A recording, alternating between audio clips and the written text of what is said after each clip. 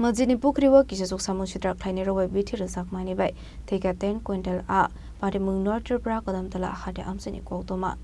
Kokrishala Party Muno Nugiman Kahankino Logilokino Rosaka, Police no Koktoma, Abahi Party Murokno the Belekino Silang Samani Koshaka, Tunkurung Poshun in Lukorok, Party Munuti Wanamate Kamok Lizak Tabok, Shabo Fire Abahike, there are Rui Klanka Hene, Police Party Munuti Busura Shaktar Munahana Buzaran Kokshanai.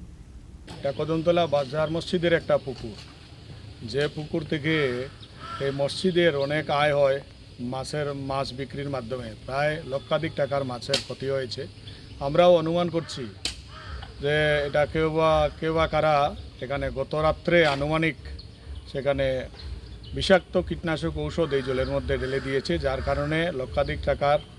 মাছ মরেছে এবং অনেক বড় বড় মাছ এখনো জলের নিচে আছে ধীরে ধীরে বেশি উঠছে একটা দুটা করে আনুমানিক 10 কুইন্টালের মতো মাছ সেখানে মারা গেছে আমরা এটাই চাই যে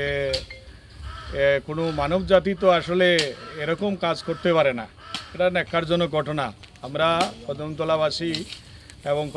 কদমতলা বাজার মসজিদের পক্ষ থেকে এটা নিন্দা জানাই এরকম কাজ করাটা উচিত হয়নি আমরা তো আর বিচার কার কাছে দেব শুধু প্রশাসনিক স্তরে আমরা লিখিত দিয়েছি কারণ আমরা তো দেখি নাই কে এই কাজটা করেছে আল্লাহ তাআলা সেটার বিচার করবেন সেটাই আমরা ছেড়ে দিয়েছি আল্লাহ তাআলার উপর উনি সঠিক বিচার করবেন কারণ আমরা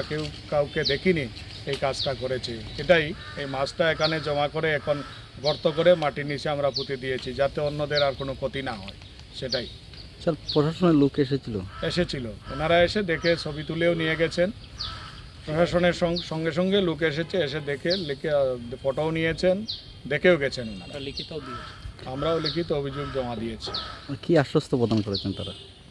ওনারা তো বলেছেন তো ওনারা ভালোই